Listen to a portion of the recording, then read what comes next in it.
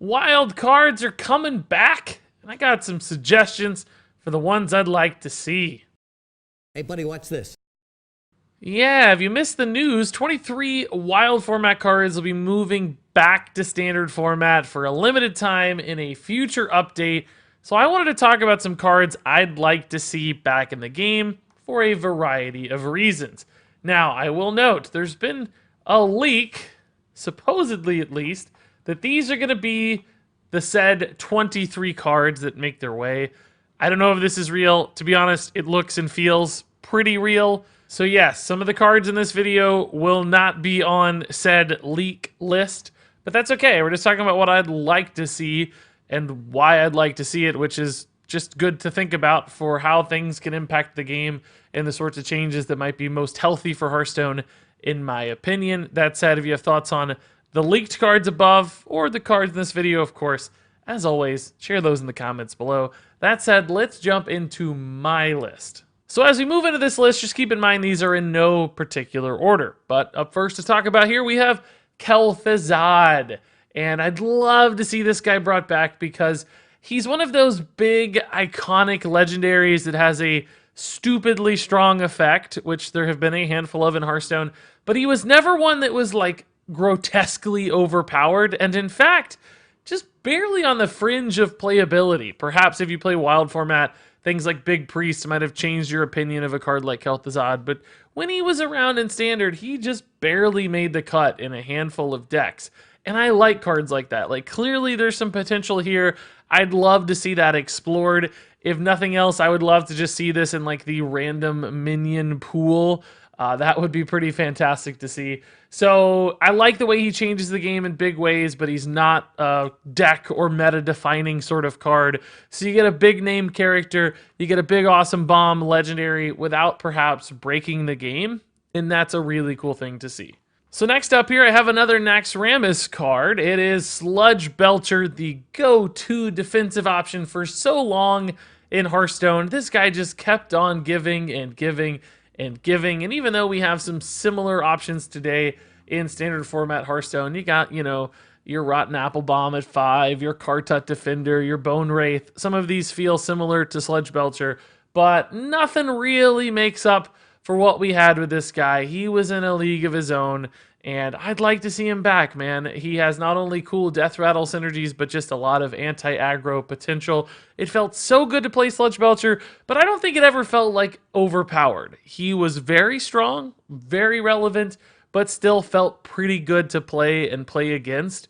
And because it's such a hard balance to find, and it's one I don't really know if we've seen quite yet in another mid-game taunt, let's just bring the OG back and have some fun with Sludgebelcher once again. Next up here, I have perhaps something people would consider a pretty odd choice.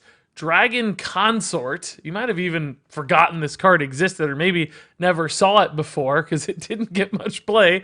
It is a Blackrock Mountain card for Paladin, and it was the first teaser or hint here, really, I thought, of a Dragon Paladin deck, and I tried to make this work a lot. It seemed to make sense. You get a solid body, you get a pretty significant discount to a dragon in hand. Maybe you cheat out like a Sarah sooner, right? But it just never quite got there. That said, Dragon Paladin has gotten some new support pieces with the Rise of Shadows, a couple different hand dragon support stuff, and Dragon Consort seems like it could fit really well thematically into that. We also got Nozari, so there's like a bronze dragonflight theme happening in Paladin, so maybe this would be a card that would help that deck get off its feet a little bit. It would be tough to supplant some of the other more powerful ways to play Paladin right now, and there are in fact a handful with OTK, Murloc, Reborn, Highlander. There's a handful of great decks, so I don't know if this would be enough to get there, but I would sure like to see this one finally work. I just think this card looks epic. Like, the art is incredible and amazing, and I'd frankly just like to see it in the game. And then next up here, I have Devolve. Somehow the only spell on this list, but one that I think is a really important way to counter and answer some of the shenanigans currently afoot in Hearthstone. Think about those big buffs on Priest. Think about magnetic plays, for instance. Devolve is so great at shutting down those styles of play in such a big and universal way that I think it exists as an important way to address changes in the meta that move in that direction. So although it would only be for one class, that can still make an impact and move things around in really significant ways. And if we're going to have a meta shakeup, I think a card like this one could do a lot. I think I'm a little biased because I've been having great success with Devolve in wild format right now. This one has pretty much carried us well into the top 100 Legend in Wild. So maybe that's coloring my opinion, but I think this is a really fun card. It's still got some randomness, but controlled, influential, cheap, flexible. All of that makes it, to me, something that's great to play, something that's not that bad to play against, and a card that would be welcome in my eyes. Next up here, I have Rasa the Chained. And although a different legendary was teased in the leak for Priest, I think I'd rather see this one because Rasa was attached pretty firmly to Shadow Reaper Anduin back in the day, getting those 0 mana, 2 damage pings, seemingly infinitely looping throughout the course of the game. And then he got nerfed to address that problem. But I thought there was a world where Rasa could have been a really healthy and fun card if it weren't for Anduin. And in fact, bringing that back, whether in a nerfed or pre-nerf state, could be a really good fit for the meta today, shifting Priest away from perhaps the combo Priest playstyle that I don't think is particularly fun into a Highlander Quest Priest. That sounds insanely cool. I'd love to see that, and Rasa could help make that happen, making your hero powers cheaper for the quest, and then once you activate the quest, making them an extremely efficient sort of late game buff. Rasa would be awesome in that. And this card just looks so freaking cool, and it felt so good to me that it's a shame it never really saw any play outside of that really oppressive deck. I want to fix that. I want to go back to Rasa. I want to see it back in the game today.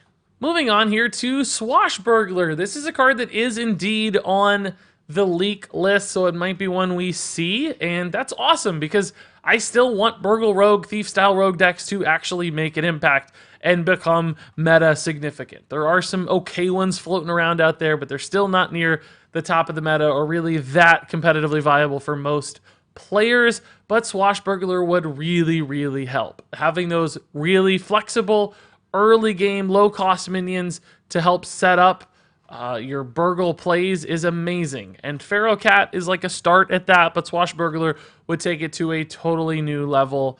Except against rogues, this would be perfect. And even against rogues, it's still a fine complementary card. So this would get, I think, Burglar Rogue over the hump. I also thought about Shaku, hilariously enough, which is the other card in the leak that will supposedly be one of the actual wild cards. I chose between the two. I thought Swashbuckler, because of its cheaper costs and instant activation, was more likely to make the impact desired. But if we get both of them, even better. Maybe Burglar Rogue will actually finally really truly get there. So now let's talk about Rin, the First Disciple. I think this card just has one of the best stories in all of Hearthstone.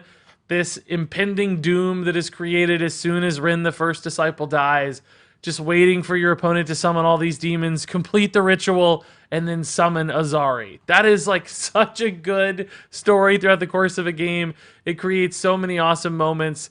That feeling of it looming over your head is a great experience, I think, whether you're the one playing it or the one on the other end trying to do everything you can to stop it or kill them in time. I loved that from both sides. I want that again. This card was really fun, super well designed, pretty darn balanced. Let's get it back in the game. And then finally, perhaps this is the card I would most like to see. Maybe this one really is ranked number one, even though I said that wasn't a thing.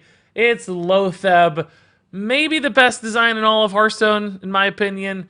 It is one of the most strategically rewarding cards I think we've ever seen in the game. It just makes moments, and it changes how things are done. It shifts the meta around it.